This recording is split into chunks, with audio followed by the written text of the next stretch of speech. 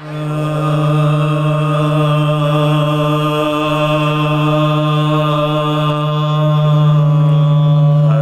جو قبر سکینہ پہ نوحگر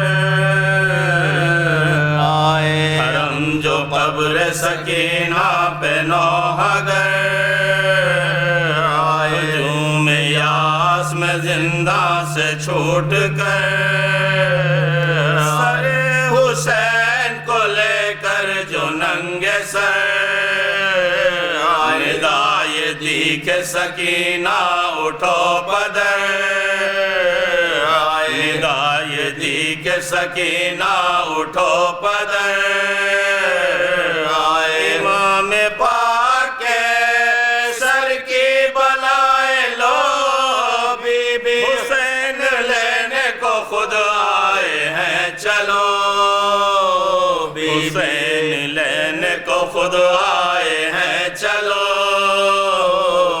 لحد پہ گر کے یہ چلائی بانوے نالا، یہ بے نصیب ملنے کو آئی ہے میری چچا سے جو تمہیں کہنا ہو کہہ دو میں، کہ امو جان سے ملنے کو جاتی ہے،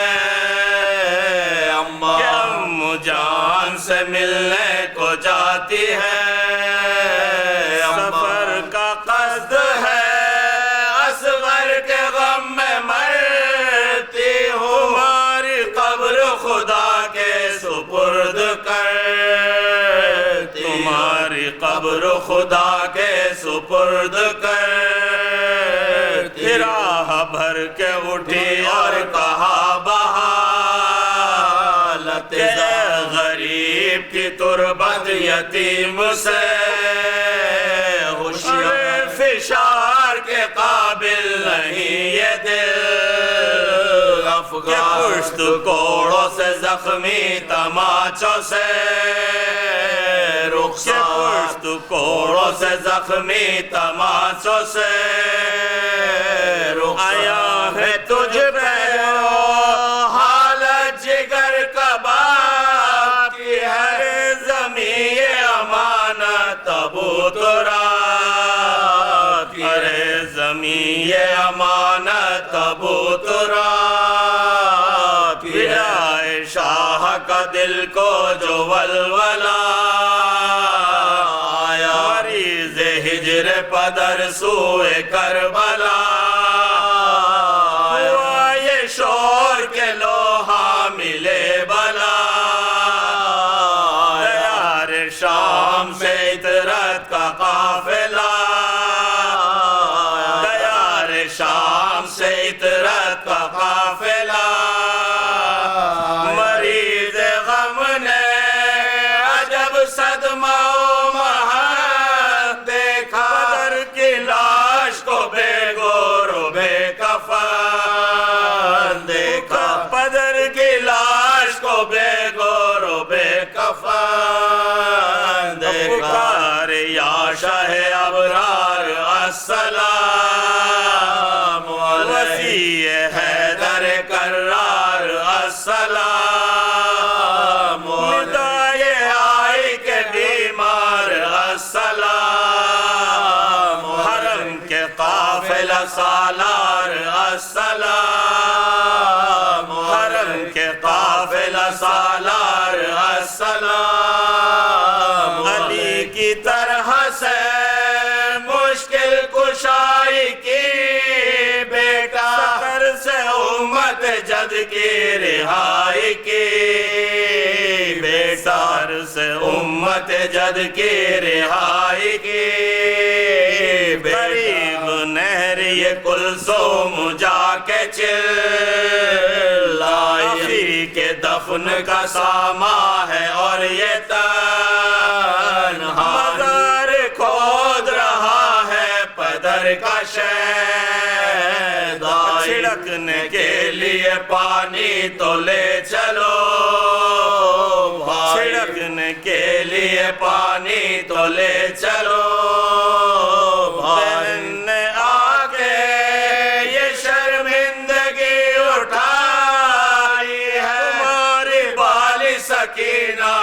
کھو کے آئی ہے، بال سکینہ کو کھو کے آئی، حرم تو بیٹھ کے اشک عذاب بہانے لگے، جناب عابد بے کس لحد بنانے لگے، بدر کی لاش کو جب قبر میں لٹانے لگے، غفور غم سے حرم سر پہ خاک اڑانے لگے، غفور غم سے حرم سر پہ خاک اڑانے لگے، فاطمہ عابد مجھے رلاتے ہو، میری کمائی کو یوں خاک میں ملاتے، میری کمائی کو یوں خاک میں ملاتے، حرم جو قبر ہے۔ الحمدللہ رب العالمین، الصلاة والسلام علی اشرف الانبیاء والمرسلین، سیدنا و نبینا مولانا ابو القاسم محمد،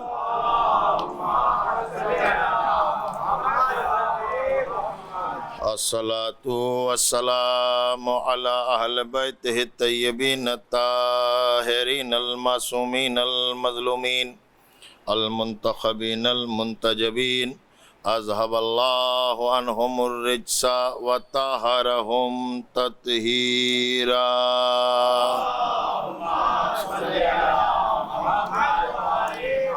ولعنۃ اللہ علی اعدائہم اجمعین من الآن الی قیام یوم الدین، اما بعد فقد قال اللہ تبارک سبحانہ وتعالی فی کتابہ المجید وفرقانہ الحمید وقولہ الحق، بسم اللہ الرحمن الرحیم، یوم ندعو کل اناس بامامہم، صلوات۔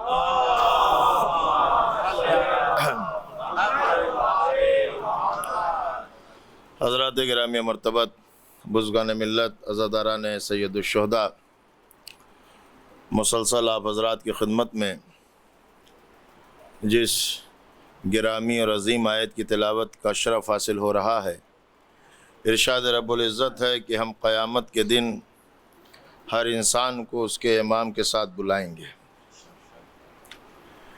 امامت کے سبجیکٹ اور امامت کے موضوع پر قرآن مجید میں اللہ نے متعدد مقامات پر گفتگو فرمائی، کہیں لفظ امام کے ذریعے اور کہیں لفظ ائمہ کے ذریعے۔ امام کی جمع ائمہ، سورہ قصص میں ارشاد فرمایا، نرید ان نمن الذین استضعفوا فی الارض نجعلہم ائمۃ ونجعلہم الوارثین، کہ جن کو روئے زمین پر کمزور کیا گیا، اللہ کا ارادہ یہ ہے کہ اللہ انہیں امام بنائے گا اور انہیں وارث بنائے گا۔ دوسرے مقام پر ارشاد فرمایا، لا ینال عہد الظالمین، ابراہیم میرا عہدہ میرا منصب ظالم کو نہیں ملے گا۔ مشہور آیت جس کا ترجمہ آپ کے ذہن میں محفوظ ہے، اللہ نے ارشاد فرمایا، کل شیء احصیناہ فی امام مبین، ہم نے ہر شے کا احصا امام مبین میں رکھا ہے۔ چونکہ اللہ کا بنایا ہوا امام ہی وہ ہے کہ جس کو ہر شے کا علم ہو اور ہر شے اس کے قبضہ قدرت میں ہو، اس کے کنٹرول میں ہو، اس کے اختیار میں ہو۔ لہٰذا امام برحق کی ایک شناخت یہ بھی ہے کہ اس کے دائرے اختیار سے کوئی شے باہر نہیں ہوگی۔ جہاں وہ دنیا کی ہر زبان کا عالم ہوگا، ہر لغت کا عالم ہوگا، حیوان کی زبان سے بھی آشنا ہوگا، پرندوں کی زبان سے بھی آشنا ہوگا، اس لیے کہ جو امام ہوتا ہے وہ مخلوق پر حجت ہوتا ہے اللہ کی، وہ حجت ہے ہر مخلوق پر۔ تو اب جتنی بھی مخلوق ہیں یہ سب کے امام ہیں، انسان، حیوان، چرند جتنے بھی ہیں یہ سب کے امام ہیں۔ تو اب اگر یہ ہر مخلوق کی زبان نہیں جانیں گے تو امامت کیسے کریں گے؟ یعنی وہ حجت کیا جو محجوج کی زبان نہ جانے، وہ امام کیا جو اپنے پیچھے چلنے والوں کی زبان سے آشنا نہ ہو۔ لہذا آج یہ 7ویں مجلس ہے اور مسلسل آپ کی خدمت میں ہم یہ عرض کر رہے ہیں کہ ہمارے ائمہ کی شان کیا ہے، عظمت کیا ہے، ان کا اسٹیٹس کیا ہے، ان کا مقام کیا ہے، ان کا رتبہ کیا ہے، ان کی بلندی کیا ہے۔ اور اس سلسلے میں آپ محظوظ ہو رہے ہیں اور سن رہے ہیں تو ذرا اس رخ سے سنیے کہ ہم 12 کو امام مانتے ہیں، اور یہ 12 وہ ہیں جو منصوص من اللہ ہیں، یہ 12 اللہ کی طرف سے بنائے ہوئے امام ہیں، یہ حجت خدا ہیں، ان میں خطا نہیں ہے، ان میں نسیان نہیں ہے۔ یہ اور بات ہے کہ ان کے لباس میں پیوند ہے، کردار میں کوئی عیب نہیں ہے،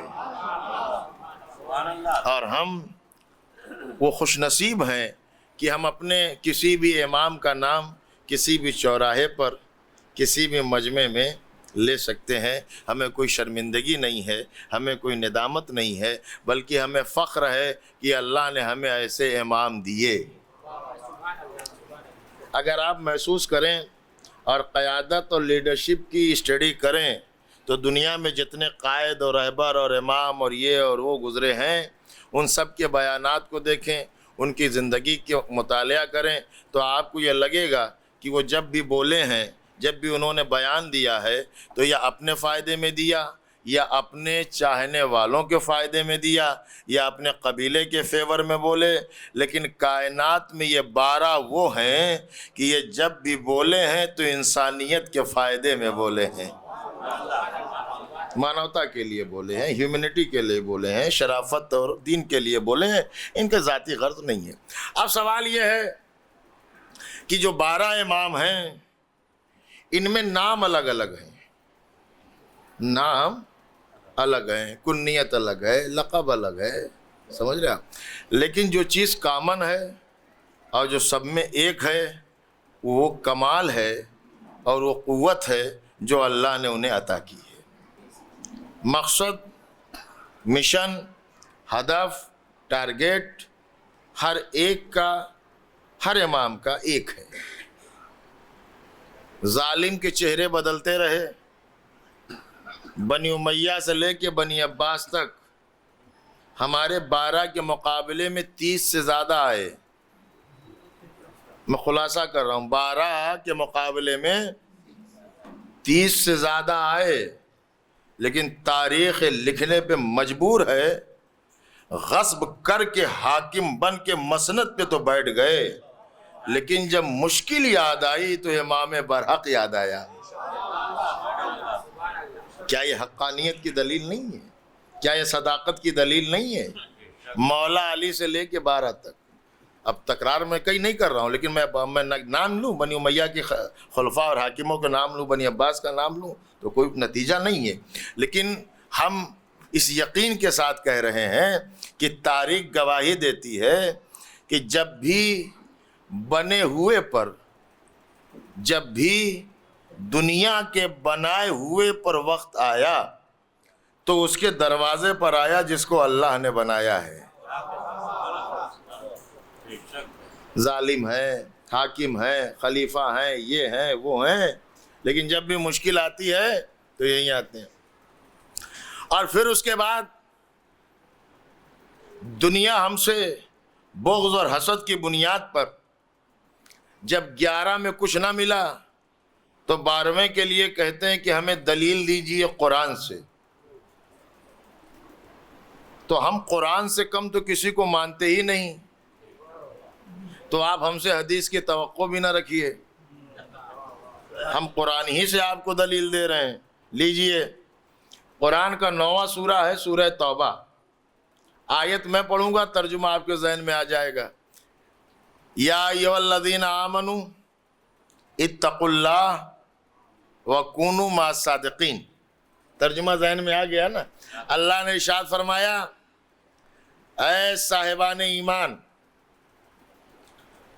اے صاحبان ایمان. آمنو کا مطلب کیا ہے معلوم ہے؟ آمنو کا ترجمہ ہے جو لوگ ایمان لا چکے، جو آلریڈی مومن ہیں. آمنو کا مطلب ہے جو ایمان لا چکے، لائیں گے نہیں، لا چکے. اللہ ان سے کہہ رہا اے مومنو، اے مومنو. لفظ پہ غور کریے گا، اللہ بے ایمانوں سے بات نہیں کرتا، اللہ صاحبان ایمان سے گفتگو کر رہا. یا ایھا الذین آمنو، اے صاحبان ایمان، اے صاحبان ایمان. اچھا یہ ایمان کیا ہے بھئی؟ اللہ گفتگو فرما رہا ہے تو یہ مومن کون ہے؟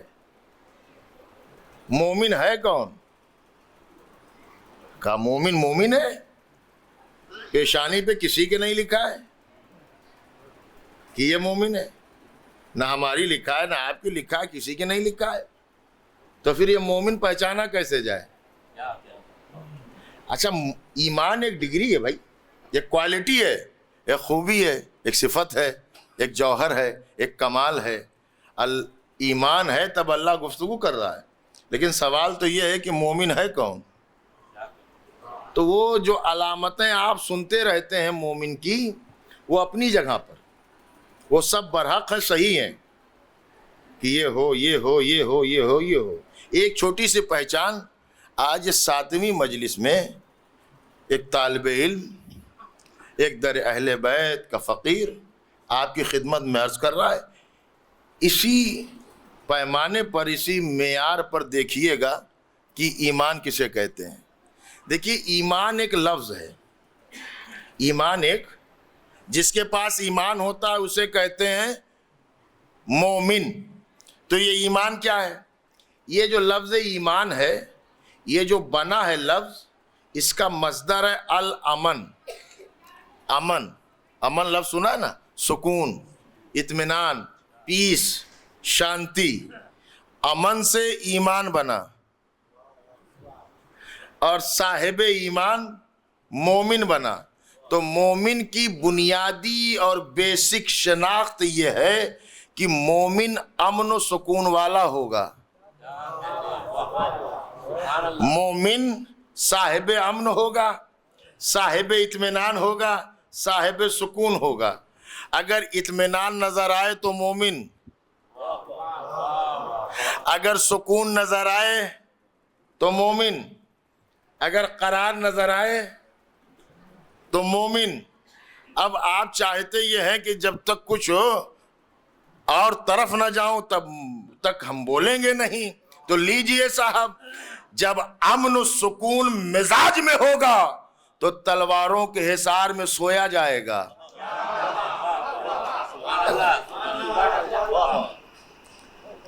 ایمان سمجھ میں آ رہا ہے تھوڑا سا؟ مومن کون ہوگا؟ صاحب امن، صاحب سکون، جس کے پاس اطمینان ہو، جس کے پاس قرار ہو، پیس ہو. میں کہنا یہ چاہ رہا ہوں کہ مومن وہ ہوگا جو خود بھی سکون سے رہے، دوسروں کو بھی سکون سے رہنے دے، خود بھی اطمینان سے رہے، دوسروں کو بھی اطمینان سے. امن اور اطمینان کے بالمقابل جو لفظ ہے وہ ہے فساد کا. دیکھیے جہاں فساد ہوگا وہاں سکون نہیں ہوگا، جہاں فساد ہوگا وہاں سکون نہیں ہوگا. تو اس کا مطلب یہ ہے کہ مومن امن والا ہے. دوسرا معنی یہ ہے کہ مومن فسادی نہیں ہوگا. مومن فساد کو دوست، کیونکہ مومن کے ڈی این اے میں، طینت میں فساد نہیں ہے. جس طریقے سے دن ہے تو رات نہیں، رات ہے تو دن نہیں، اگر ایمان ہے تو فساد نہیں. اس سے بڑی بات میں اور آپ کی خدمت میں کیا عرض کروں؟ اگر ایمان ہے تو فساد نہیں، اگر فساد ہے ایمان نہیں. جیسے دن ہے تو رات نہیں, رات ہے. بات سمجھ میں آ گئی ہے؟ یہ ایمان کی بنیاد ہے امن و سکون. ایمان کی بنیاد ہے امن و سکون. کچھ لوگ ہم سے یہ کہتے ہیں 1400 سال بعد کہ جب طاقت و قوت تھی آپ کے مولا کے پاس تو حق چھین کیوں نہیں لیا؟ حق چھین کیوں نہیں لیا؟ تو میں کہتا یہ ہوں کہ مومن اسے کہتے ہیں جو فساد نہ کرے, لیکن جو طاقت و قوت رکھتے ہوئے اپنا حق اس لیے نہ لے کہیں امت بکھر نہ جائے, قوم بکھر نہ جائے, تو اسے مومن نہیں امیر المومنین کہتے ہیں. ایک صلوات پڑھیں محمد والے محمد.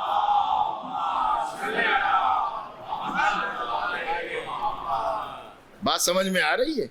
علی کو تمہاری خلافت سے پیار نہیں ہے, علی کو ملت کے اتفاق سے پیار ہے. کیا فرمایا؟ اے صاحبان ایمان, مومن ہو تو متقی بن جاؤ. پہلے ایمان ہے, ایمان کے بعد تقوی. ٹھیک ہے, تو یہ تو سمجھ میں اب بات آ ہی گئی ہے نا کہ ایمان کے بعد جو ڈگری ہے اس کا نام ہے تقوی. دیکھو مومن ہو گئے ہو تو اکڑ نہ جانا کہ صاحب ہم مومن ہیں اور اب ہم جنت ہماری, ہاں سب کچھ ہمارا. نہیں, قرآن کہتا مومن ہو تو اور آگے بڑھو اور کیا بن جاؤ؟ تھوڑا تھوڑا بولتے رہیے, متقی بن جاؤ. اور دیکھو جب مومن و متقی دونوں بن گئے تب بھی اترا کے نہ چلنا, تب بھی غرور نہ کرنا کہ صاحب ہم مومن ہم متقی. قرآن کہتا ہے اب مومن و متقی بن گئے ہو تو اب سچوں کے, جو کل مجلس میں تھے وہ تو جڑ جائیں. مومن و متقی بن گئے ہو تو اب سچوں کے ساتھ ہو جاؤ, سچوں کے ساتھ ہو جاؤ. سچوں کے ساتھ ہونے کے لیے ایمان کی بھی شرط ہے اور تقوی کی بھی شرط ہے. یہ آیت ہے قرآن کی. میں دیکھیے کیمرہ لگا ہے, آن لائن مجلس ہو رہی ہے نا, آپ سب بیٹھے ہوئے سن رہے ہیں. میں عالم اسلام کے ہر عالم سے, ہر حافظ قرآن سے, ہر مفتی سے, ہر شیخ الحدیث سے یہ پوچھ رہا ہوں یہ قرآن کی آیت ہے یا نہیں؟ اللہ مومنوں سے کہہ رہا ہے کہ متقی بن جاؤ اور سچوں کے, تو سب نے ایک زبان ہو کر کہا بے شک یہ قرآن کی آیت ہے کہ سچوں کے ساتھ ہو جاؤ. تو پھر میرا دوسرا سوال ہے امت مسلمہ سے کہ میٹنگ کر کے بتاؤ 2026 میں وہ کون سا سچا ہے؟ ہائے ہائے ہائے, بھئی یہ حق تو ہے نا مجھے سوال کرنے کا. میں دنیا کے ہر عالم سے دست ادب جوڑ کے پوچھ رہا ہوں, کوئی کنٹروورسی نہیں بھائی, کوئی اختلاف نہیں, کوئی مسئلہ ہی نہیں ہے. قرآن اگر کہہ رہا ہے ہر مومن سے متقی بن جاؤ اور سچوں کے ساتھ ہو جاؤ, تو پھر سچے تو بتائیں. آپ میٹنگ کریں, ہنگامی اجلاس بلائیں, فتویٰ لیں اور ہمیں بتائیں کہ یہ وہ سچا ہے, یہ وہ سچے ہیں جن کے ساتھ ہونا ہے, یا تم سب مل کر بتاؤ یہ ہے وہ, یا پھر جنہیں ہم بتائیں اسے مان لو. تو کہنے لگے آپ میں کون سے ایسی بات ہے بھائی, آپ جو بتائیں ہم اسے مان لیں. کہہ سکتے ہیں نا, آپ ہی کیوں ایسے ہیں کہ آپ جسے بتائیں گے ہم اسے مان لیں؟ ہم بھی نہیں مانیں گے. ارے ہم نہیں بتائیں گے, اگر قرآن بتائے, اگر اللہ بتائے. سورہ توبہ میں کہا, بہت توجہ, اے مومنو متقی بن جاؤ اور سچوں کے ساتھ ہو جاؤ. ہم سب بڑودہ میں رہنے والے, حالانکہ میں بھی 10 دن کے لیے, میں بھی آپ ہی کے ساتھ اللہ کی بارگاہ میں ہاتھ اٹھایا، اے میرے پروردگار، ہم 2026 میں بڑودہ شہر میں رہتے ہیں، میرے مالک بتا دے کون ہے وہ سچے جن کے ساتھ ہم ہو جائیں۔ پروردگار تو بتا دے، ورنہ یہ دنیا والے ایسے ایسے کو سچا کہیں گے جن کی نسلوں میں بھی سچائی نہیں ہے۔ اے میرے مالک، اے میرے پروردگار، ہمیں بتا تو دے وہ کون سچے ہیں جن کے ساتھ ہمیں ہونا ہے۔ پروردگار بتا دے، ورنہ یہ تو اتنے بھولے ہیں نہ جانے کہ جھوٹے کو سچا کہیں۔ میرے مالک تو بتا وہ سچے کہاں ملیں گے؟ آواز قدرت آئی، سچوں کے ساتھ ہونے کا حکم میں نے دیا، سچوں کے ساتھ ہونے کا حکم میں نے دیا، اور یہ حکم جو ہے قیامت تک جائے گا۔ قیامت سے 1 دن پہلے، 10 دن پہلے جتنے مومن ہیں رہیں گے، سب کے لیے حکم یہی ہے کہ وہ سچوں کے ساتھ ہو جائیں۔ تو اے میرے پروردگار، سچوں کا پتہ بتا دے، اس لیے تاریخ سے پوچھیں گے، تاریخ بہکا دے گی، حدیث سے پوچھیں گے، محدث بک جائے گا۔ میرے مالک تو بتا دے سچے کہاں ملیں گے؟ آواز قدرت آئی، اگر سچوں کو تلاش کرنا ہے تو اس میدان پہ نظریں جمائے رکھنا جہاں جھوٹوں پر لعنت ہے۔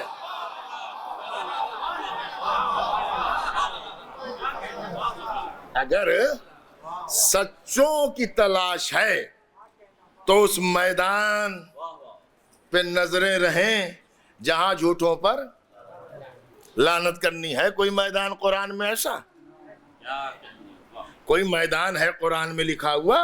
کہا سورہ آل عمران میں لکھا ہے، اور اللہ نے بھی قرآن میں ایک سورہ لکھ رہا ہے آل عمران، عمران کی اولاد کا سورہ، اور اسی سورے میں ذکر مباہلہ کیا ہے نا۔ اچھا کون سا سورہ ہے وہ؟ اچھا اب ذرا سا میں کہنا یہ چاہ رہا ہوں، اللہ نے کہا سچوں کے، یہ میں دلیل دے رہا ہوں نوجوانوں تمہیں، دنیا اگر تم سے پوچھے تمہارے امام کے وجود کی دلیل قرآن میں کہاں ہے تو بتانا یہی ہے قرآن میں، اور بھی دلیلیں ہیں کون سی سچوں کے، تو اس سے پوچھنا کہ کون سچا ہے جس کے ساتھ ہونا ہے، اور ضروری یہ ہے کہ وہ سچا قیامت تک رہے۔ وہ سچا، اگر آیت واجب العمل ہے کہ سچوں کے ساتھ ہو جاؤ تو عقل یہ کہتی ہے کسی سچے کا وجود ہونا چاہیے، تو سچا کوئی اور نہیں، وہی ہمارے زمانے کا۔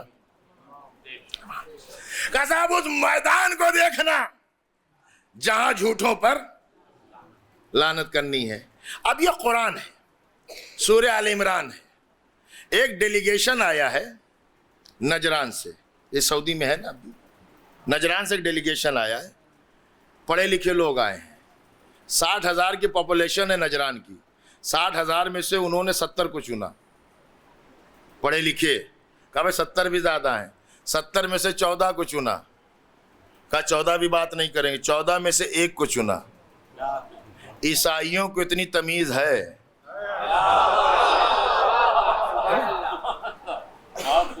ایک کو چنا۔ اچھا وہ کیس یہ ہے کہ ان کا عقیدہ یہ ہے کہ جناب عیسیٰ اللہ کے بیٹے وہ آئے ہیں، اور جب وہ آئے تو رسول اللہ نے قرآن کی آیتیں پڑھیں، دلیلیں دیں کہ عیسیٰ کی مثال اللہ کے نزدیک آدم جیسی ہے نا، تم کہتے ہو کہ ان کا باپ نہیں ہے اس لیے وہ اللہ کے بیٹے، تو کہا جناب آدم تو وہ ہیں کہ نہ ماں ہے، دلیل تو مستحکم تھی نا، لیکن جس کو ضد ہو کہاں مانے؟ ان کی سمجھ میں آیتیں رسول پڑھ رہے ہیں لیکن ان کی سمجھ میں نہیں آئے، قرآن رسول پڑھ رہے ہیں لیکن وہ نہیں سمجھے۔ اب میں دیکھتا ہوں کہ آپ میں سے کتنے سمجھیں گے قرآن رسول کے لیے بھی کافی نہ ہوا،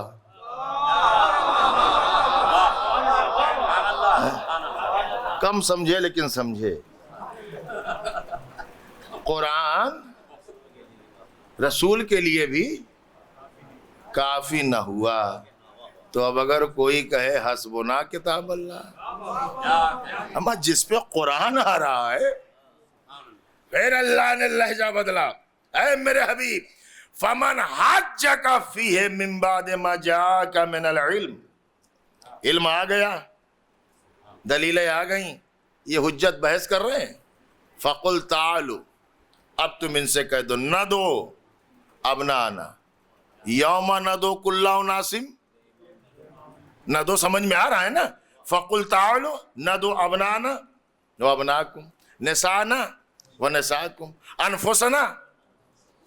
حبیب اب قرآن کے بعد اگر یہ نہیں مان رہے ہیں تو پھر ان سے کہہ دو کہ تم اپنے بیٹوں کو لاؤ، ہم اپنے بیٹوں کو لاتے ہیں، تم اپنی عورتوں کو لاؤ، ہم اپنی عورتوں کو لاتے ہیں، تم اپنے نفسوں کو لاؤ، ہم اپنے نفسوں کو لاتے ہیں۔ توجہ دیجئے گا، شارٹ میں ترجمہ یہ ہے کہ حبیب ان سے آپ کہہ دیجئے تم اپنوں کو لاؤ، ہے نا۔ اب میں شبلی نعمانی کو پڑھوں یا اشرف علی تھانوی کو پڑھوں، میں کنفیوز ہوں، نام میں لیتا نہیں ہوں، لیکن چلیے ان دونوں کو ملا کے میں پڑھ رہا ہوں۔ ترجمہ، حبیب تم اپنوں کو لاؤ، ہم، یہ فیصلہ ہو رہا ہے 9 ہجری میں، 24 ذی الحجہ 9 ہجری، 28 صفر 11 ہجری رسول دنیا سے جائیں گے۔ جمہور کے عقیدے کے مطابق 12 ربیع الاول 11 ہجری، ہجری سیم ہے، صفر اور ربیع آپ ہی اپنی بات مان لیں۔ 9 ہجری میں رسول اللہ نے مباہلے میں فیصلہ کر دیا کہ میرے اپنے کون ہیں،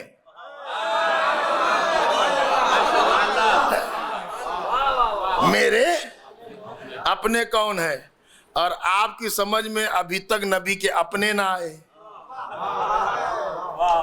فیصلہ تو ہو رہا ہے نا، اپنے کیا کرنا کیا ہے کہ تم اپنوں کو لاؤ، ثم نبتہل، دونوں اپنے معاملات اللہ کے حوالے کریں، اور جھوٹوں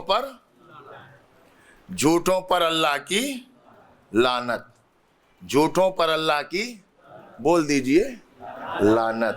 جھوٹے چاہے 1400 برس پہلے کے ہوں یا 2026 کے ہوں، لعنت تو ہے جھوٹوں پر، ہے نا، جھوٹوں پر اللہ کی۔ اب اشرف علی تھانوی نے، جو قرآن کا ترجمہ، جو ان کا حاشیہ دیکھیے گا، انہوں نے یہ لکھا۔ اچھا، اس لکھنے سے پہلے یہ سن لیجئے، جب اللہ نے کہا کہ حبیب ان سے کہہ دو کہ تم اپنے بیٹوں کو لاؤ، ہم اپنے بیٹوں کو لائیں، تو رسول کے ہاں جو بیٹے تھے اللہ نے دیے تھے وہ لے لیے، بیٹے لے لیے۔ جب بیٹے لے لیے تو کہہ رہا کہ بیٹے لاؤ، بیٹے دیے لے لیے، اب کہتا ہے کہ بیٹے لاؤ۔ تو ہم تو یہ سوچ رہے تھے کہ مدینے میں بیٹے تو بہت ہیں، فیکٹ پڑھ رہا ہوں تاریخ کا، اسلام کی پاپولیشن تو ہے نا مدینے میں، بچے بہت ہیں، کسی صحابی کے بیٹے کو لے کے چلے جائیں گے، ہے نا، گنجائش بھی ہے، کسی کو لے کے چلے جائیں گے۔ ایک صلوات پڑھ لیں محمد علیہ،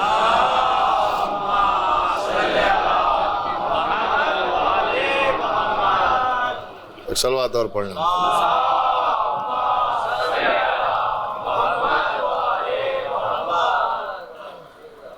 کسی کے لے کے، اچھا رسول اللہ اگر کسی سے بیٹے مانگتے تو کوئی منع کرتا ہے؟ کیا خیال ہے آپ کا؟ کوئی نہیں منع کرتا نا۔ رسول نے کسی سے نہیں مانگے، علی کے دروازے پر آئے، یا علی مجھے بیٹوں کی ضرورت ہے، یا رسول اللہ آپ کو بیٹے لے جانے۔ آپ نماز پڑھیے، اللہ سے دعا کریے، یا اللہ بیٹے دے، یا اللہ بیٹے دے، یا اللہ بیٹے دے، یا اللہ بیٹے دے۔ اللہ سے نہ مانگ کے علی سے کیوں مانگ رہے ہیں؟ اللہ سے مانگیے آپ، علی سے کیوں مانگ رہے ہیں؟ آواز رسول آئی تاکہ سنت بن جائے قیامت تک.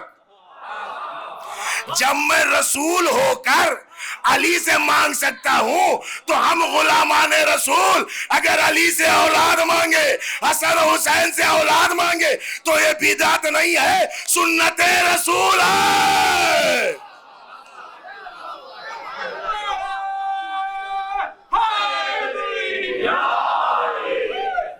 یا علی مجھے بیٹوں کی ضرورت ہے. بیٹے لیے علی سے. اچھا اس کے بعد کیا ہے؟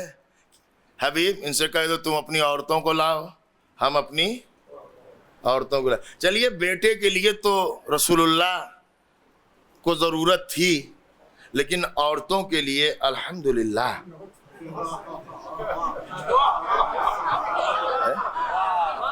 ہے نا.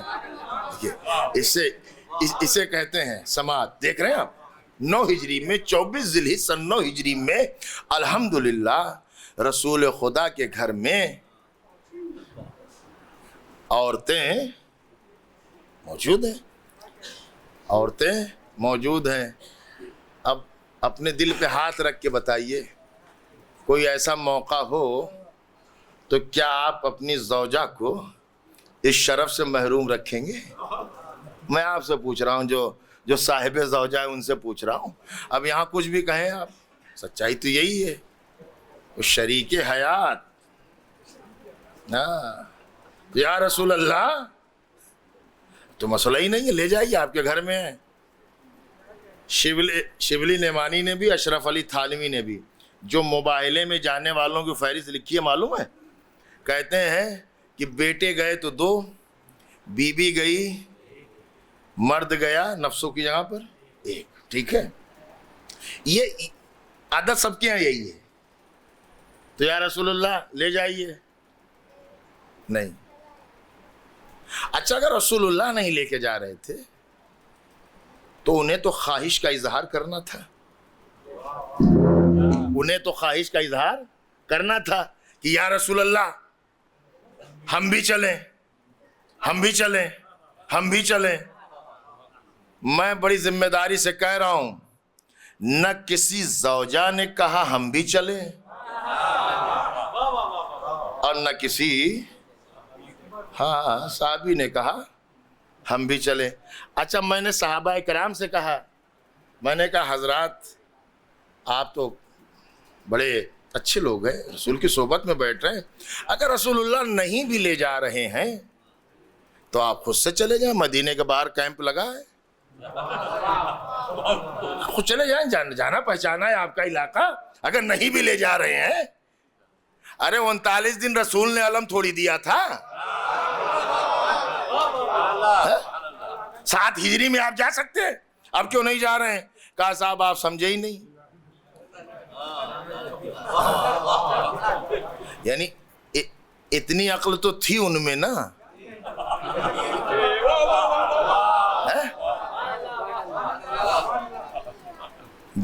کہا کہ دیکھو پرابلم یہ ہے کہ 2 میدان ہیں، ایک ہے تلوار کا میدان اور ایک ہے لعنت کا میدان.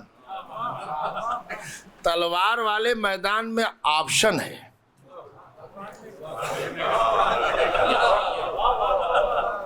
جب تک دل کہے رہو.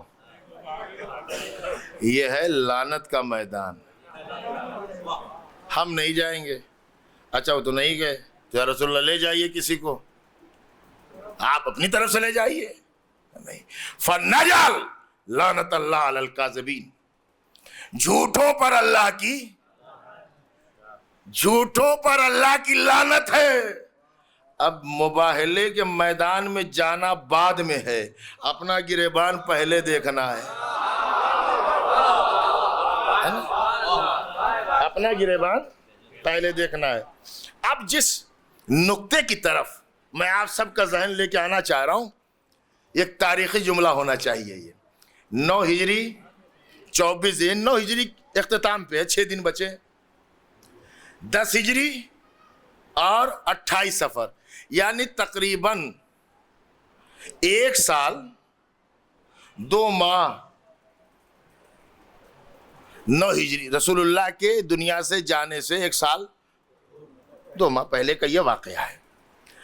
اگر 9 ہجری میں کسی کا بچہ سچا ہو, اگر رسول نہ لے جائیں تو ساری امت کہے گی آپ کیسے رسول ہیں, فلاں کا بچہ بھی سچا تھا, فلاں کا بچہ بھی سچا تھا. عدالت پہ حرف آئے گا کہ نہیں آئے گا کہ کیسے رسول ہیں جو مستحق کو نہیں لے گئے. اس کا مطلب یہ ہے جب مباہلہ ہوا تو عالم اسلام میں اگر سچے بچے ہیں تو 2. پھر میں لفظوں کو بدل رہا ہوں. 9 ہجری میں اگر کائنات میں کوئی عورت کوئی خاتون سچی ہو اور رسول نہ لے جائیں تو پھر وہی بات ہوگی کہ فلاں بھی تو سچی تھی, فلاں بھی تو سچی تھی. اس کا مطلب 9 ہجری میں اگر سچی خاتون ہے تو 1, اور اگر کوئی مرد سچا ہو رسول نہ لے جائے تو پھر وہی بات ہوئی ہمیں کیسے رسول ہیں, فلاں صاحب بھی سچے تھے. نہیں, اس کا مطلب یہ ہے 9 ہجری 24 ذی الحجہ کو جب عالم اسلام میں سچوں کی فہرست بنی تو بچے 2, بیوی 1, مرد 1. آج تک میری سمجھ میں یہ پرموشن یہ ترقی نہیں آئی جو 9 ہجری میں نہیں تھا 11 ہجری میں کیسے ہو گئے.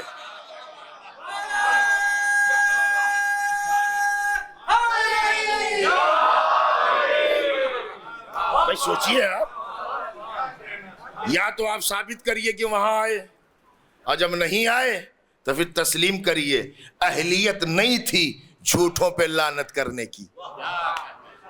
جھوٹوں پہ لعنت وہی کرے گا سچا ہوگا. اچھا, وہ جو ڈیلیگیشن تھا نا نجران کا, اس کی قیادت ایک عالم کر رہا تھا.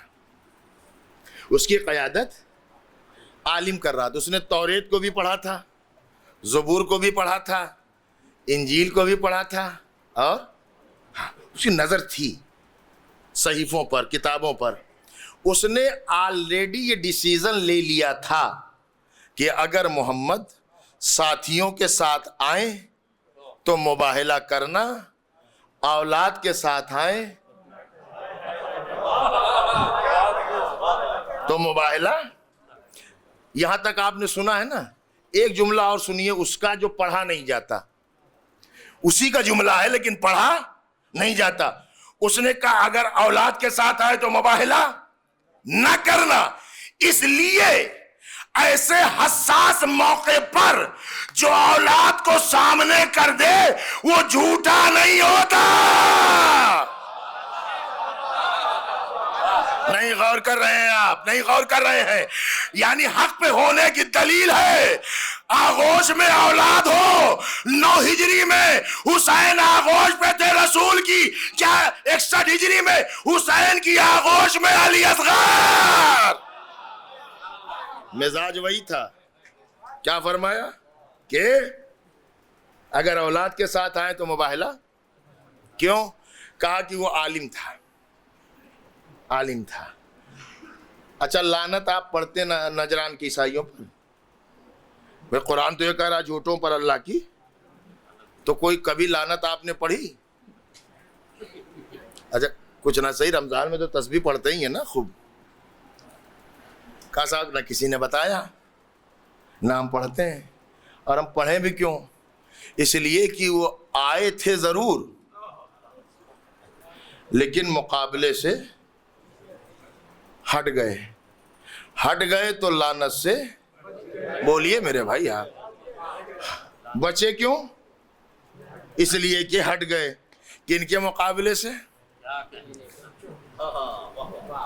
کن کے مقابلے سے؟ کا رسول کے, علی کے, فاطمہ کے, حسن اور حسین. پنجتن کے مقابلے سے ہٹ گئے, لعنت سے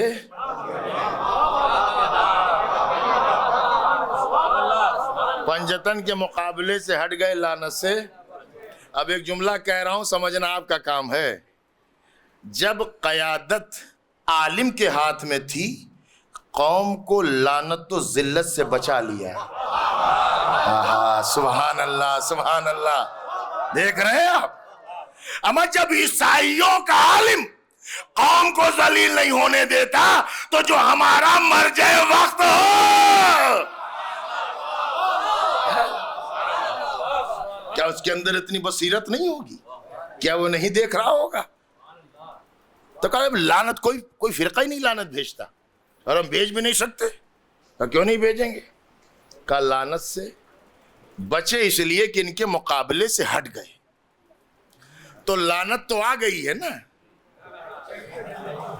لعنت تو آ گئی ہے، اور لعنت نے قانون بنا دیا ہے، جو ان کے مقابلے پر آ جائے۔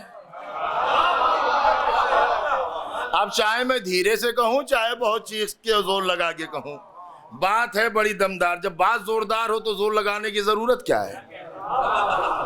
بات اتنی زوردار ہے کہ قرآن میں منشن ہے، جو ان کے مقابلے سے ہٹ جائے وہ لعنت سے بچ جائے، تو جو ان کے مقابلے پر آ جائے، وہ کبھی بھی آئے، کسی دور میں آئے، کسی عہد میں آئے، اور کوئی بھی آئے، کوئی بھی آئے، وہ لعنت سے بچ۔ کچھ لوگ لعنت کو بہت برا مانتے ہیں۔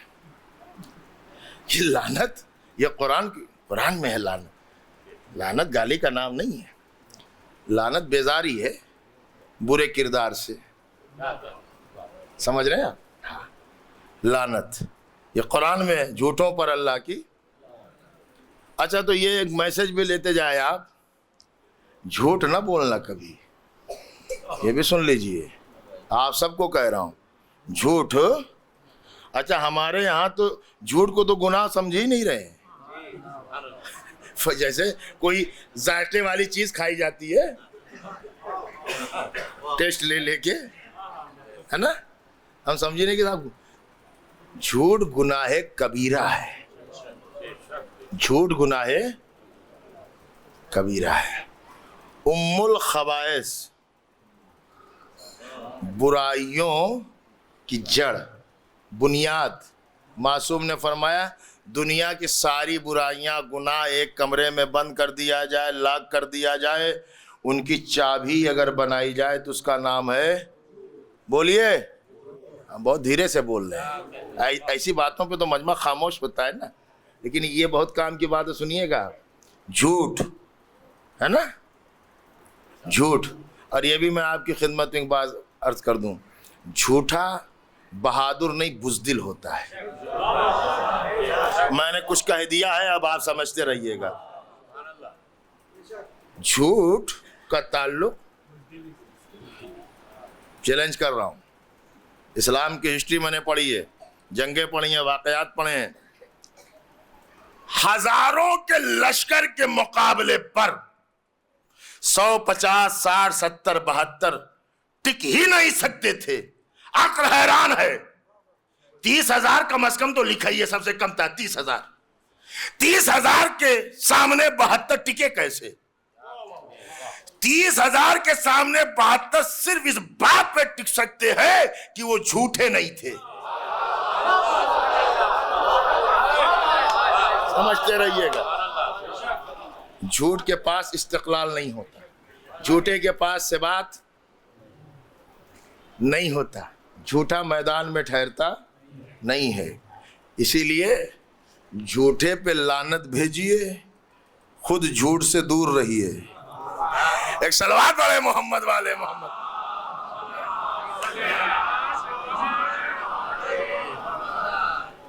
اچھا، ایک چھوٹا سا واقعہ سن لیجئے۔ ایک شخص رسول اللہ کے پاس ہے، کہتا ہے یا رسول اللہ، آپ سے ہمیں محبت ہے، لگاؤ ہے، میں شراب بھی پیتا ہوں، میں زنا بھی کرتا ہوں، میں چوری بھی کرتا ہوں، اور میں جھوٹ بھی بولتا ہوں۔ یہ 4 اس نے اپنی بات بتائی، شراب، زنا، چوری، جھوٹ۔ یا رسول اللہ، 4 کام میں کرتا ہوں، لیکن آپ کے کہنے پر سچا تھا، ایماندار آدمی تھا. اب آ گیا ہوں آپ کے پاس، آپ سے محبت ہے تو آپ کے کہنے پر سب تو نہیں، چاروں نہیں چھوڑوں گا، ایک چھوڑ دوں گا. اچھا جو لوگ بیٹھے ہوئے تھے، اب تو میں نے جھوٹ جھوٹ اتنا کہ آپ کی سمجھ میں تو آ ہی گیا ہے نا. لوگ بیٹھے یا رسول اللہ زنا والا کہیں گے اور شراب کو کہیں گے اور چوری کو کہیں گے، جھوٹ والا سب سے، کیا خیال ہے آپ کا؟ ایسا ہی تو ہے نا. تو رسول اللہ نے فرمایا جھوٹ بولنا، وعدہ کیا یا رسول اللہ جھوٹ نہیں بولوں گا، تو 3 آپشن تو اس کے پاس ہے نا، چوری کا بھی، شراب کا بھی، زنا. آیا وعدہ کر کے آیا ہے کہ جھوٹ. چلا میں خانے کی طرف، اس کی تو اجازت ہے ہی ہے. کہا کہ یار اگر رسول اللہ نے پوچھا کہ پیا تھا تو اگر کہوں کہ نہیں تو جھوٹ، اگر کہوں کہ نہیں پیا تھا تو سماج میں بے عزتی. زنا کی طرف اس طرف یہی خیال آتا رہا کہ اگر پوچھا تو ایک مرتبہ اگلی صبح کو آ گیا، کہا یا رسول اللہ آپ نے ایسا کون سا گناہ چھوڑوا دیا کہ 3 گناہ خود بخود چھوٹ گئے. صلوات پڑھ لیں محمد والے.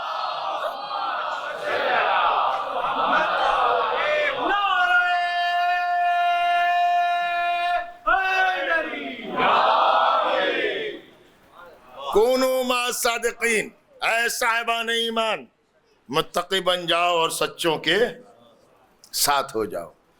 تو یہ وہ سچے ہیں جن کی معیت کے بغیر نجات ممکن نہیں ہے، جن کے ساتھ ہوئے بغیر نجات ممکن نہیں ہے. اور یہ امام وہ ہیں جن کو اللہ نے امام بنایا ہے، یہ وہ ہیں جن کا انتخاب اللہ نے کیا ہے. یہ صاحب عظمت ہیں، یہ صاحب فضیلت ہیں، اور ان میں ہر امام اپنے اپنے عہد میں جہاں دین کی بقا اور دین کے استحکام کا مسئلہ آتا ہے یہ حاضر رہتے ہیں. جب ہارون رشید نے اپنے 2 بیٹوں میں سے ایک امین کو، چونکہ اس کی ماں بھی عربی النسل تھی، اس کو خلیفہ بنایا، تو مامون رشید نے اجمیوں کی سپورٹ سے اپنے بھائی کے خلاف قیام کیا، جنگ کیا. شیعوں کو خوش کرنے کے لیے اس نے ہمارے امام کو ولی عہد بنایا تاکہ یہ میسج جائے کہ دیکھیے صاحب ہم ان کے دشمن نہیں ہیں، ہم ان سے محبت کرنے والے ہیں. اور اس کے بعد جب لوگوں کا جھکاؤ امام کی طرف بڑھنے لگا تو اسے خطرہ یہ ہوا کہیں ہماری سلطنت نہ چلی جائے، کہیں ہماری حکومت نہ چلی جائے.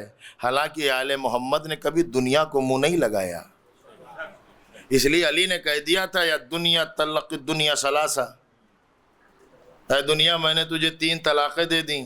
تو علی نے طلاقیں دی تھیں. جب باپ طلاق دے دے تو اولاد پہ حرام ہے، تو کیوں بیٹے علی کے منہ لگائیں گے؟ نہیں لگایا. ایک دن اسی مامون رشید نے ہمارے 8ویں امام سے کہا کہ فرزند رسول آپ کے جد کی ایک حدیث ہے جو میری سمجھ میں نہیں آتی، اور ایسا لگتا ہے جیسے کسی نے گڑھ کر اپنی طرف سے وہ بنا دیا ہے. مولانا فرمایا کون سی حدیث ہے؟ کہا وہی حدیث کہ آپ کے دادا علی جنت و جہنم کے تقسیم کرنے والے ہیں، ہے نا رسول کی حدیث، یا علی انت قسیم النار والجنہ. کہا یہ سمجھ میں نہیں آتی، یہ گڑھی ہوئی حدیث لگتی ہے. امام سے کہنے لگا. امام نے فرمایا اگر یہ حدیث تیری سمجھ میں نہیں آتی تو یہ والی حدیث سمجھ میں آتی ہے؟ کہا کون والی؟ کہ میرے جد نے فرمایا کہ علی کی محبت تقوی اور ایمان ہے. کہا ہاں یہ تو سمجھ میں آتی ہے، حبو کا یا علی حبو کا تقوی اور ایمان، یہ تو سمجھ میں آتی ہے. کہا اچھا یہ حدیث بھی سمجھ میں آتی ہے کہ میرے نانا نے فرمایا علی تمہارا بغض کفر اور نفاق ہے. کہا ہاں یہ بھی سمجھ میں آتی ہے. علی کی محبت تقوی اور ایمان ہے، یہ حدیث بھی سمجھ میں آتی ہے. علی کا بغض کفر اور نفاق ہے، یہ بھی سمجھ میں آتی ہے. کہاں یہ بھی سمجھ میں آتی ہے. تو امام نے فرمایا جنت و جہنم تقسیم تو ہو گئی. نہیں کچھ لوگ سمجھنا ہی نہیں چاہ رہے ہیں، یا لگ رہا ہے کہ میں فارسی میں پڑھ رہا ہوں. یہ دلیل امام دے رہے ہیں بھائی. جب اس نے کہا یہ سمجھ میں نہیں آتا کہ جنت و جہنم کے تقسیم کرنے والے کیسے ہیں، تو کہا جب میرے دادا کی محبت تقوی ہے، ایمان ہے، علی کا بغض کفر ہے، نفاق ہے، تو جنت و جہنم تو خود تقسیم ہو گئی. اس لیے جنت ہے مومنوں کی جگہ، جہنم ہے منافقوں کی جگہ. ایک صلوات پڑھیں محمد وآل محمد.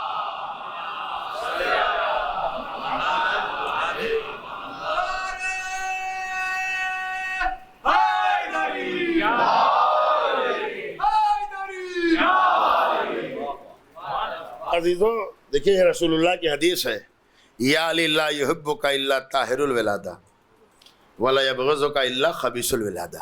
علی دیکھیے کچھ لوگ کہتے ہیں صاحب ایک بات یاد رکھیے گا، علی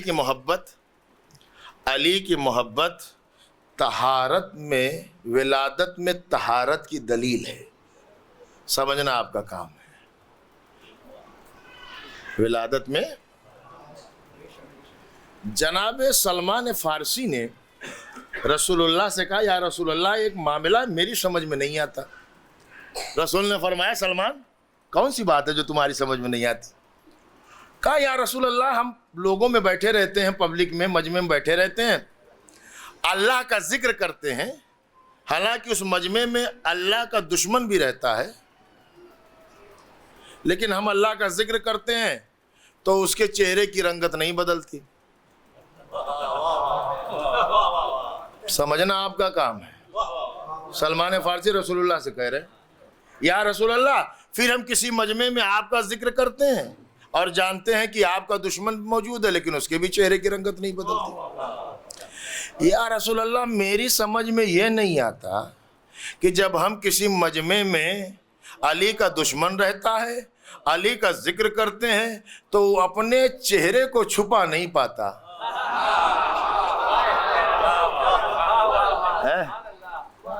اپنے چہرے کو. اب میں کیا اس کے آگے بیان کروں. چلیے جتنا جہاں تک سمجھیں سمجھتے رہی. میں سمجھتا ہوں 99% سمجھ گئے ہوں گے نا. کچھ آپ کے اوپر بھی ہے نا.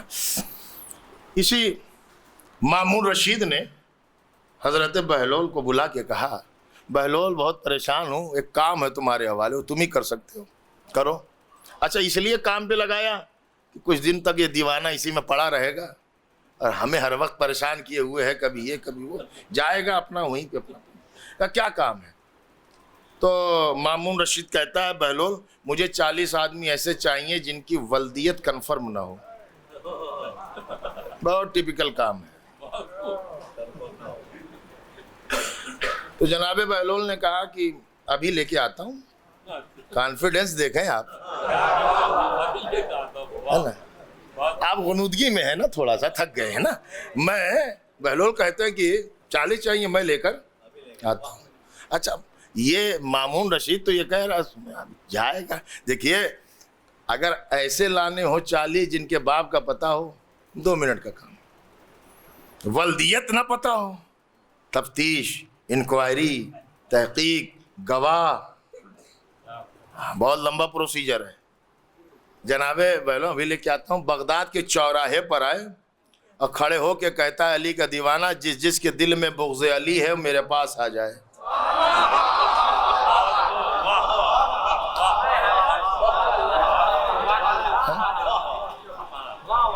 جس جس کے دل میں بغض علی ہے،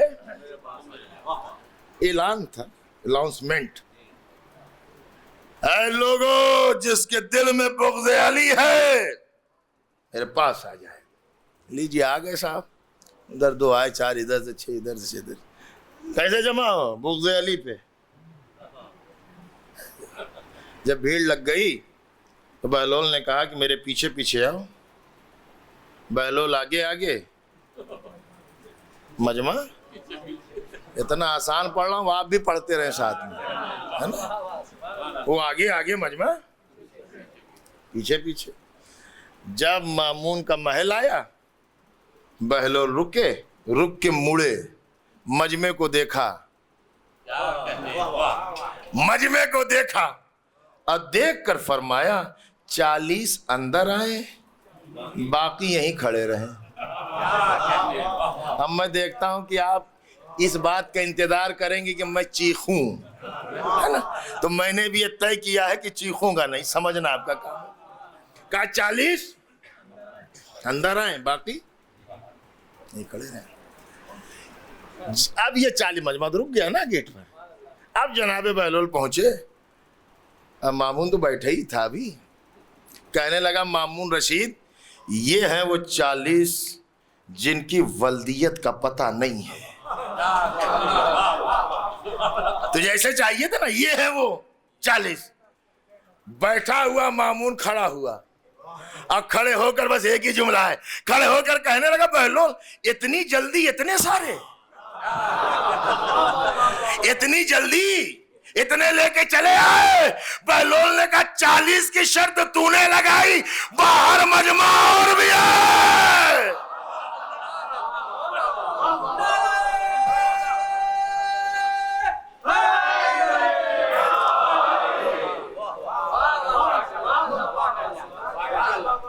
باہر مجمع. اچھا یہ بتا بہلول, وہ فارمولہ کون سا ہے, نسخہ ہے نا. جب اب تو خیر وہ ڈاکٹری والا سسٹم چل گیا, معلوم ہے آپ کو نا. اب تو یہ ہے کہ صاحب ہاں بنا چیک اپ کے اور ٹیسٹ کے تو دوا ووا لکھی نہیں. جب وہ حکمت کا زمانہ تھا تو نسخہ نبض اور لکھا جاتا, نسخہ مل گیا صاحب. کہا بہلول یہ نسخہ اور یہ فارمولہ تم اتنی جلدی اتنے کیسے لے آئے, کیسے لے آئے؟ بہلول نے کہا یہ نسخہ میرا بنایا ہوا نہیں ہے, رسول اللہ کا بتایا ہوا ہے. یہ میرا بنایا ہوا نہیں ہے, رسول اللہ کا بتایا ہوا ہے. وہی علی تجھ سے محبت وہی کرے گا جس کی ولادت میں طہارت ہوگی. سن لیجیے ایک اور سنیے. رسول اللہ کی خدمت میں ایک شوہر اپنی زوجہ کو اور 2 بچوں کو لے کر آیا. 2 بچے ہیں, شوہر اور اس کی بیوی. شوہر آگے کہتا ہے یا رسول اللہ مجھے شک یہ ہے کہ یہ بچہ میرا نہیں ہے. 2 بچے تھے نا, ایک بچے پر کہتا یہ میرا بچہ نہیں ہے, مجھے اپنے عورت کے کردار پہ شک ہے, یہ بچہ میرا نہیں ہے. کیس ہے نہیں, رسول کی خدمت میں ہے, حلال مشکلات رسول, عالمین کے لیے رحمت رسول, مشکل کشا رسول. کوئی پریشان ہے, آیا ہے خدمت میں, یا رسول اللہ مجھے اپنے عورت کے کیریکٹر پر, کردار پر. اچھا دونوں بیٹھے تھے, وہ بچے بھی بیٹھے ہوئے تھے, دونوں میاں بیوی بیٹھے تھے. فیصلہ رسول کر سکتے تھے. آواز دی اے میرے لال حسین ذرا گھر سے باہر نکلو. بیت الشرف سے 5 یا 6 برس کا سن ہے. آقا حسین نکلے, جیسے آئے تو وہ چاروں تعظیم میں کھڑے ہو گئے. اشارہ میں کروں گا, سمجھنا آپ کا کام ہے. وہ دونوں بچے تعظیم میں کھڑے ہوئے اور میاں بیوی دونوں تعظیم میں کھڑے ہو گئے.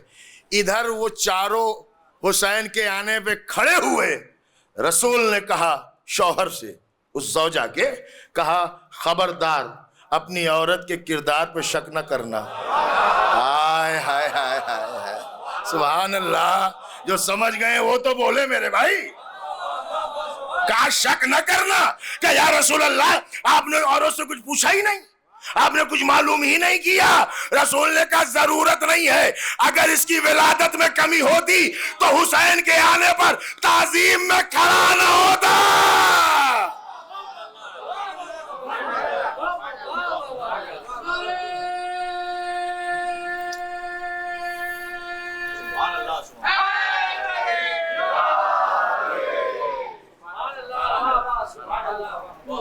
تعظیم حسین میں کھڑا ہونا دلیل طہارت ہے. ٹھیک ہے, اب یہ بات اگر یہاں تک ہو چکی ہے تو بس 2 جملے کہہ کے میں صاحب کی طرف آ جاؤں, اور وہ یہ کہ ان کے خلاف 2 ہی بولیں گے. ایک وہ جس کی ولادت میں, اور ایک وہ جو پلا ہو حرام غذا کے اوپر. بس اس کا بھی اپنا الگ مزاج ہے. لیکن میرے عزیزوں, یہ وہ امام ہیں جن کی شان, جن کی کریمی یہ ہے کہ ان کے فضل و کرم کا تو ان کا دشمن بھی نہیں انکار کر سکتا. ان کا دشمن بھی قائل ہے کہ صاحب کردار ہوں تو ایسے. میں آپ کی خدمت میں کس رخ سے پڑھوں یہ سوچتے ہوئے آج 7واں دن ہو گیا. سمجھ رہے ہیں آپ, انسانیت کے لیے ائمہ نے جو خدمتیں کی ہیں نا, وہ بھی مسلسل ایک سبجیکٹ ہے, اور یہ گلوبل سبجیکٹ ہے, عالمی سبجیکٹ ہے, دنیا کے ہر لیڈر کو بتانے کے لیے ہے. تم آج ایکویلٹی کی, مساوات کی بات کرتے ہو, 1400 سال پہلے علی نے کہا تھا. بیسک ایجوکیشن کو کمپلسری کیا تھا مولا نے کوفے میں. کوئی فیملی ایسی نہ ہو جس کے پاس کھانے کے لیے رزق نہ ہو. دنیا میں کوئی حاکم ہمیں ایسے دکھاؤ جو حاکم ہوتے وقت کہے کہ میرے بدن پہ یہ شال ہے, جب تمہارے دنیا سے جاؤں اگر اس کے علاوہ بھی کچھ اور میرے پاس ملے تو سمجھنا علی نے حکومت سے لیا ہے. کہاں ملے کوئی دنیا میں ہے کہ یہ ان کی کریمی ہے. اللہ اللہ, میرا سلام ہو ان ذوات مقدسہ پر. بعض روایتوں کے مطابق آج ہمارے 8ویں امام کی شہادت, حالانکہ جو ہمارے یہاں ہند و پاک میں جو تاریخ ہے 30 ذی-القعدہ, لیکن چونکہ اس پہ ڈیبیٹ نہیں ہے کیا ہے, کیونکہ یہ وہ امام ہے 8واں امام جس کے لیے ایک لفظ ہے غریب الغرباء. معلوم ہے اس کی وجہ تسمیہ کیا ہے؟ غریب الغرباء کیوں؟ اس لیے کہ جتنے ائمہ کی قبریں ہیں وہ کہاں؟ دوسرے امام, چوتھے, 5ویں, 6ٹھے جنت البقیع میں. پہلے امام نجف اشرف میں. آقا حسین اپنے اصحاب, اولاد, بھانجے کے ساتھ کربلا میں ہے. کاظمین میں, سامرہ میں 2 امام. سمجھ رہے ہیں آپ؟ اگر آپ غور کریں تو کوئی امام دنیا سے جانے کے بعد بھی جہاں بھی اس کی قبر ہے, روضہ ہے, یا ایک امام ساتھ میں ہے, یا قبیلہ ساتھ میں ہے, یا قریب ہے. نجف و کربلا میں بہت فاصلہ نہیں ہے. جنت البقیع میں ماں بھی ہے, امام حسن کی والدہ بھی ہیں, اور امام ہیں. تاریخ امامت کا یہ 8واں امام اکیلا امام ہے جو اپنوں سے بہت دور ہے, اپنوں سے بہت دور ہے.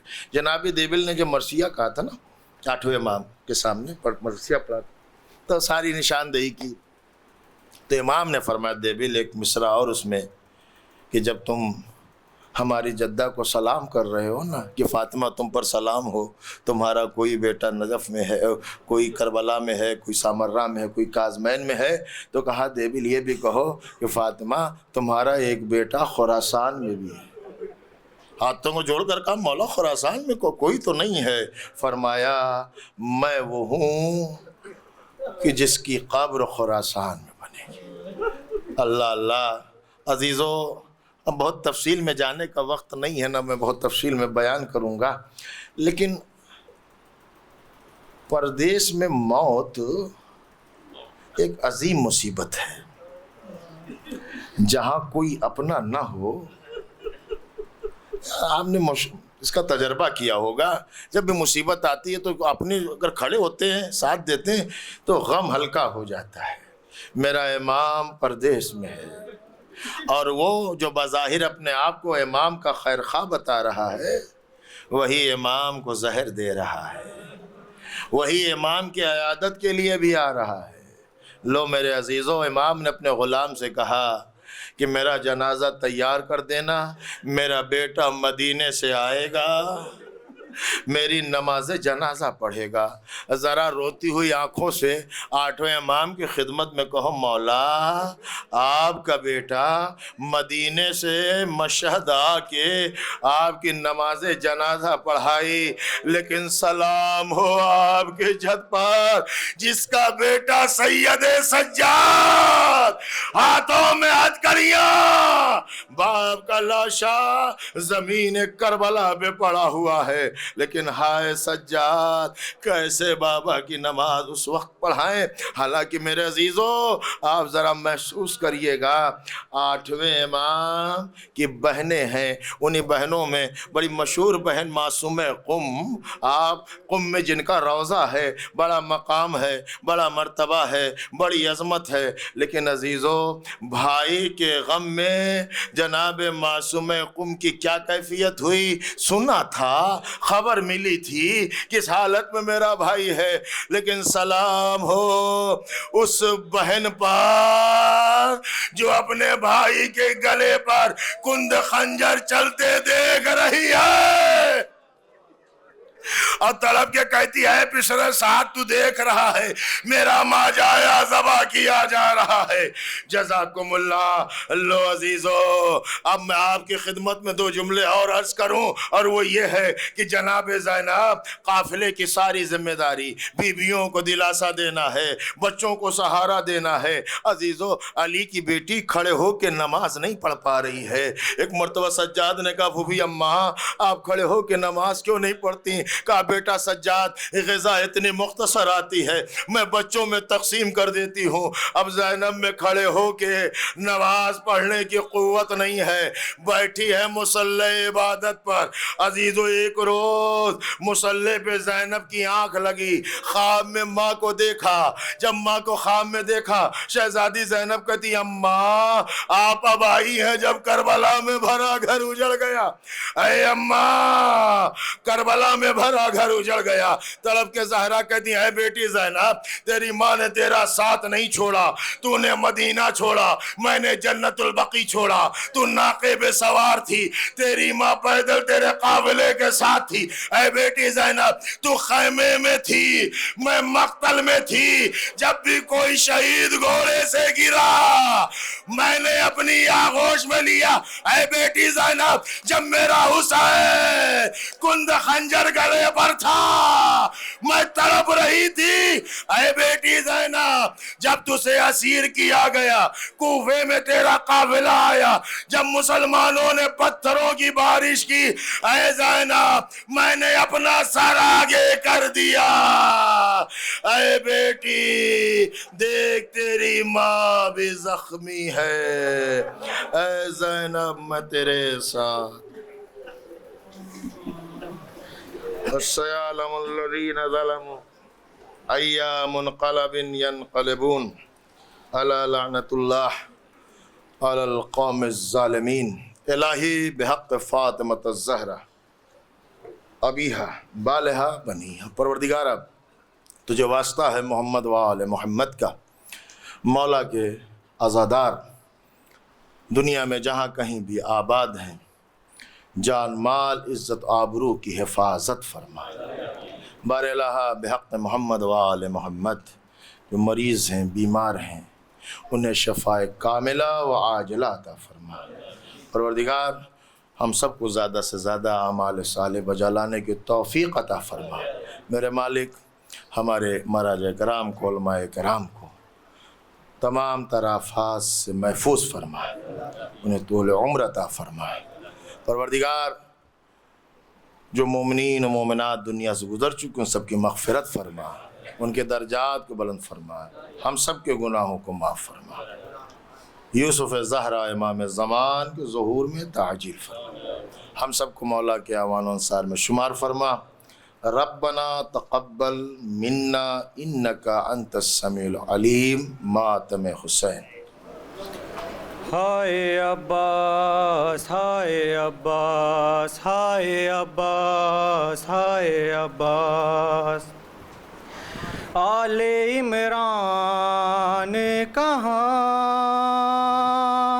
اور زندان کہاں، لے بہن قید ہوئی تو نہ آیا غازی، جب ردا سر سے چھنی میں صدا دیتی رہی تو نہ آیا غازی، جب ردا سر سے چھنی میں صدا دیتی رہی تو نہ آیا غازی، آ گئی شام علم لٹ گئے اہل حرم، ریت پر جلتی ہوئی ہو گیا ٹھنڈا علم، پرسہ دینے کے لیے تجھ سے ملنے کے لیے آ گئے بابا علی تو نہ آیا غازی، جب ردا سر سے چھنی میں صدا دیتی رہی تو نہ آیا غازی، دھوپ میں تو تھا شجر تجھ سے آباد تھا گھر، ہے برہنہ میرا سر کیا نہیں تجھ کو خبر، اے علمدار وفا اس بہن کو باخدا تجھ سے دارس تھی بڑی تو نہ آیا غازی، جب ردا سر سے چھنی میں صدا دیتی رہی تو نہ آیا غازی،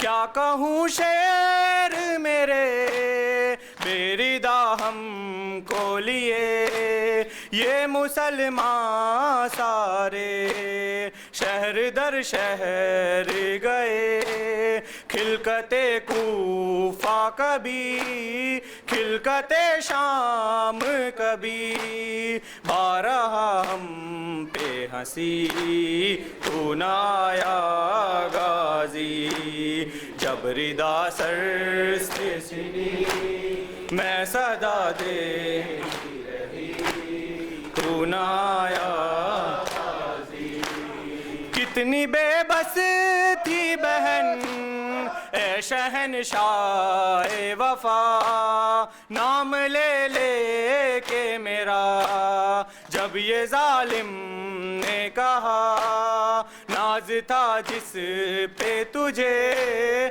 اب بلاؤ نہ اسے، اور میں روتی رہی تو نہ آیا غازی، جب ردا سر سے چھنی میں صدا دیتی رہی تو نہ آیا غازی، ہم کو پانی نہ ملے تیری خوشبو تو رہے، تیرے بازو نہ کٹے چاہے مشکی ساچ دے، یہ مگر ہو نہ سکا تیرے بازو ہے جدا، تجھ پہ ہے تشنا لبی تو نہ آیا غازی، جب ردا سر سے چھنی میں صدا دیتی رہی تو نہ آیا غازی،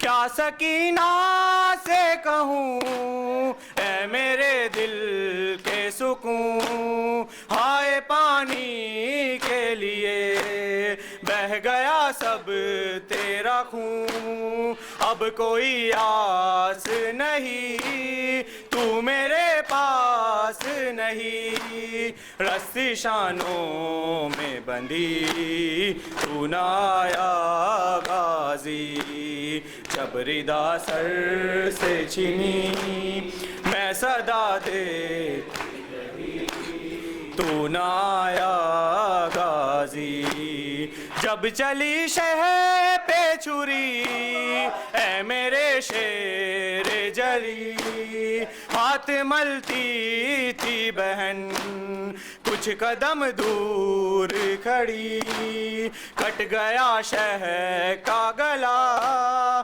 ہائے بھائی نے صدا مجھ کو ہر ضرب پہ دی تو نہ آیا غازی جب ردا سر سے چھنی میں صدا دیتی رہی تو نہ آیا غازی یا حسین یا حسین اے عباس ہائے عباس ہائے عباس ہائے عباس پردیس میں حسین کی پردیس میں حسین کی بستی اجڑ گئی غازی تیرے بعد قیامت گزر گئی غازی تیرے بعد قیامت گزر گئی دریا سے جب نہ لوٹا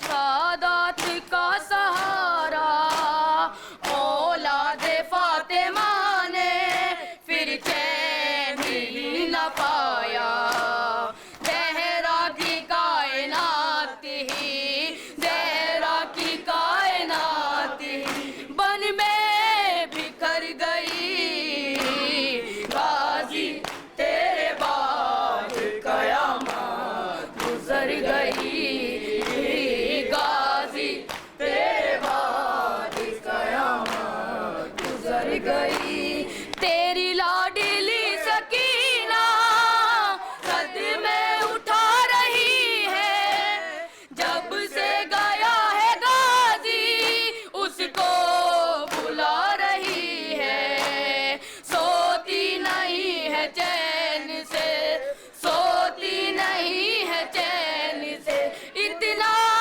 وہ ڈر گئی غازی تیرے بعد قیامت گزر گئی غازی تیرے بعد قیامت گزر گئی پردیس میں حسین کی پردیس میں حسین کی بستی اجڑ گئی غازی تیرے بعد قیامت گزر گئی عباس جب تلگ تھا شہ کو نہ کوئی غم تھا محفوظ تھی ردائے جب ضامن حرم تھا وہ کیا شہید ہو گیا وہ کیا شہید ہو گیا ہر آس مر گئی غازی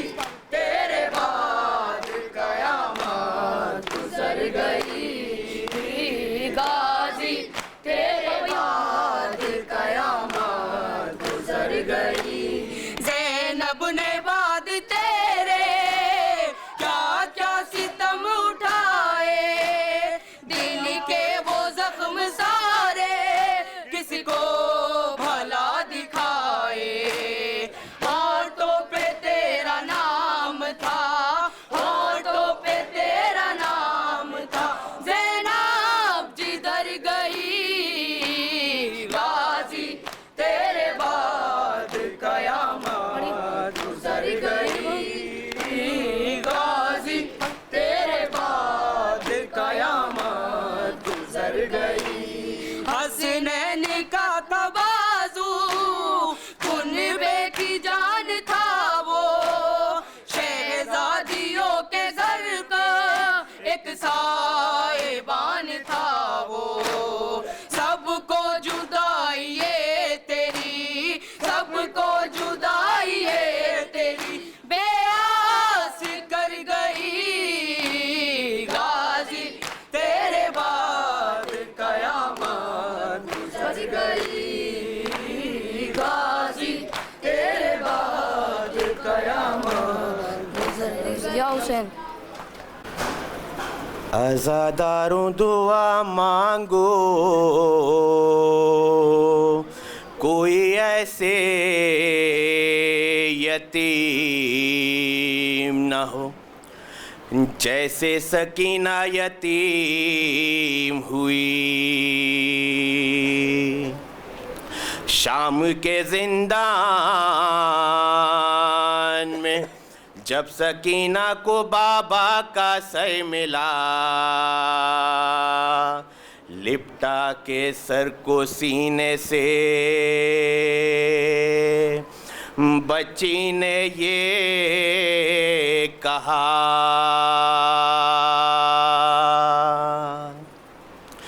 کھا گئے شام کے زندان میں اندھیرے بابا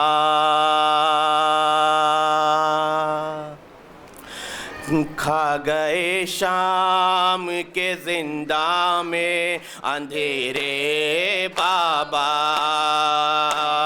کھا گئے شام کے زندان میں اندھیرے بابا کھا گئے شام کے زندان میں اندھیرے بابا کس کو کہتے ہیں یتیمی یہ سنا تھا میں نے آپ کے بعد یہ احساس ہوا ہے بابا کھا گئے شام کے زندان میں اندھیرے بابا کھا گئے شام کے زندان میں اندھیرے بابا آپ کے بعد یتیمی کی سزا پائی ہے اتنی تنہا ہوں کہ سایہ ہے نہ پرچھائی ہے رات رو رو کے گزرتی ہے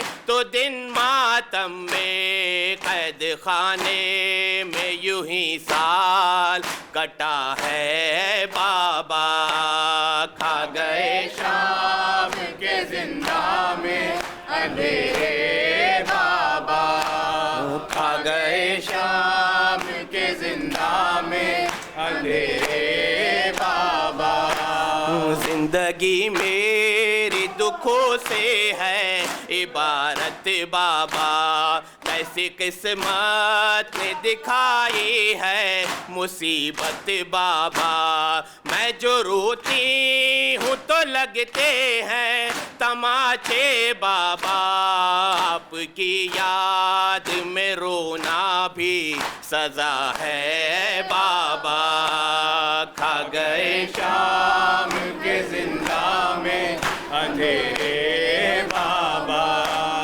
کھا گئے شام کے زندان میں اندھیرے بابا اشک آنکھوں سے نکلتے ہیں لہو کانوں سے اب درندوں سے نہیں خوف ہے انسانوں سے ایک مجبور یتیمہ پر ستم ڈھاتے ہیں میری تقدیر میں دروں کی جفا ہے بابا کھا گئے شام کے زندان میں اندھیرے بابا کھا گئے شام کے زندان میں اندھیرے بابا آپ کی طرح سے روٹھے ہیں اجالے بابا کون زندان سے اب مجھ کو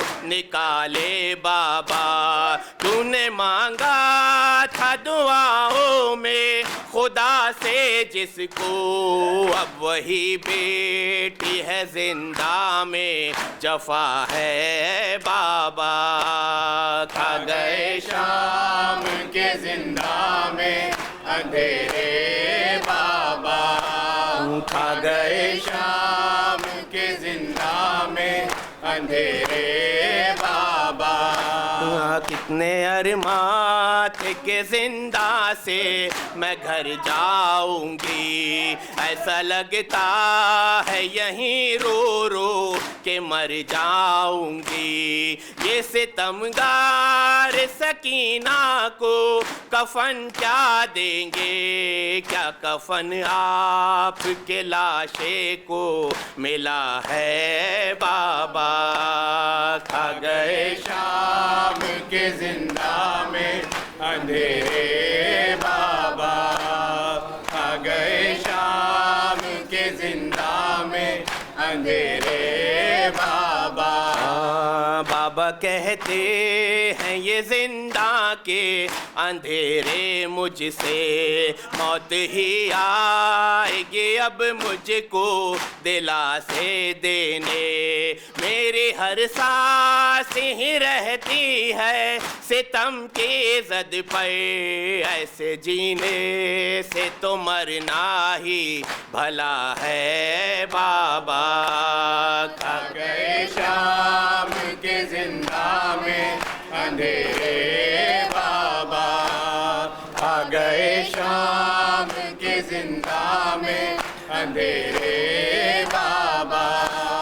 زخم لاکھوں ہے کلیجے میں دکھاؤں کیسے، مجھ پہ جو بیت رہی ہے وہ بتاؤں کیسے، پیاس لگتی ہے تو پی لیتی ہوں آنسو اپنے، شمر کے در سکینہ کی غذا ہے بابا۔ کھا گئے شام کے زندہ میں اندھیرے بابا، کھا گئے شام کے زندہ میں اندھیرے بابا۔